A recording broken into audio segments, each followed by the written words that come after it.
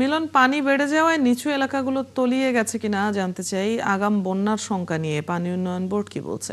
অদিতি, তিস্তার পানি বৃদ্ধির কারণে লালমনিরহাটের নিচু এলাকাগুলো ইতিমধ্যে তলিয়ে যেতে শুরু করেছে এবং পানি উন্নয়ন বোর্ড থেকে জানিয়েছে যে আগামী 48 ঘন্টা তিস্তার পানি বিপদ সীমার আরও উপর দিয়ে যাওয়ার সম্ভাবনা রয়েছে এবং তিস্তার পানি বৃদ্ধির কারণে লালমনিরহাটের যে নিচু অঞ্চলগুলো রয়েছে, নিচু অঞ্চলগুলো প্রায় মানে বেশ কয়েকটি আমরা বসত বাড়িতে গিয়েছিলাম, সেখানে দেখেছি যে রান্না করা যে চুলাতে পানি উঠেছে এবং বিশুদ্ধ পানির জন্য যে টিউবওয়েল পর্যন্ত তলিয়ে গেছে।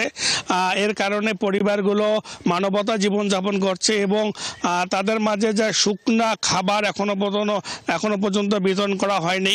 তবে জেলা প্রশাসন জানিয়েছে পর্যাপ্ত ত্রাণ সামগ্রী রয়েছে, কিন্তু মাঠ পর্যায়ে এখনও বিতরণ শুরু না হওয়ার কারণে বন্যার্ত যে পরিবারগুলো রয়েছে তারা খুবই কষ্টে রয়েছে।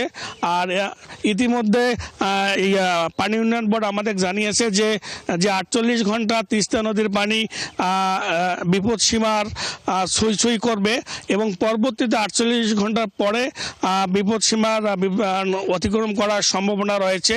তবে একদিকে বৃষ্টি অন্যদিকে বন্যা, এই পরিবারগুলো মানে অনেক কষ্টে রয়েছে। তবে পানি উন্নয়ন বোর্ডের পক্ষ থেকে যে গত অর্থ বছরে যে বন্যার সতর্কীকরণ যে সমস্ত কার্যক্রম চালিয়ে যাওয়ার কারণে অনেকাংশে নদী ভাঙ্গন কমেছে যেমন, এবং বসতবাড়ির নিম্ন অঞ্চলও প্রায় তলিয়ে যাচ্ছে কম।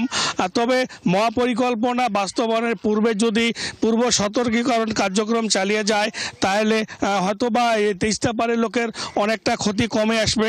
তবে লালমনিরহাট জেলার প্রায় অন্য অঞ্চলে আমি খবর নিয়েছি, ধল্লা, রত্নাই, সানিয়াজান, সেখানেও প্রায় বৃদ্ধি পাচ্ছে পানি।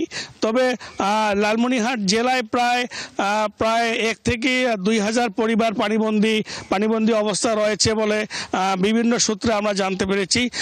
তবে অতিথি তিস্তা পাড়ের লোকের একটি দাবি যে তারা দীর্ঘদিন ধরে তাদের যে তিস্তা মহাপরিকল্পনা এটি যদি দ্রুত বাস্তবায়িত হয় বা এর কার্যক্রম শুরু হলে তারা যে একটা আশ্বাস পাবে এবং এই যে তাদের যে প্রতি বছরে পরবর্তীতে যে বারবার ক্ষতির মুখে পড়ছে সেটি লাঘব হবে এমনটি তারা আশা করছেন। অনেক ধন্যবাদ মিলন। আমরা তিস্তার খবর জেনে নিচ্ছিলাম আপনার মাধ্যমে। দর্শক, লালমনিরহাট থেকে সহকর্মী মিলন পাটোয়ারি আমাদের সাথে যুক্ত ছিলেন এতক্ষণ।